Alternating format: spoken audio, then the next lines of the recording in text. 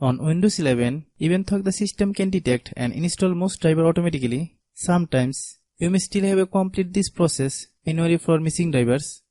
Hello guys, and welcome back to my YouTube channel Shaem Tech BD. Today I will discuss how to install missing drivers on Windows 11 from Windows Update. I have a request: if you are new to channel, please subscribe and stay with us. Open settings on Windows 11. Click on Windows Update. Click the Advanced option tab. Under the Optional Update section, click the Optional Update Settings. Click the Driver Update Settings. Select the device driver your device is missing. Click the Download and Install button. Once you complete the step, the missing driver will install on Windows 11.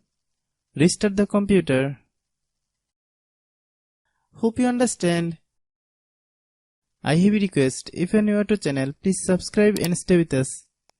By watching my tutorial for more tech videos, you can subscribe.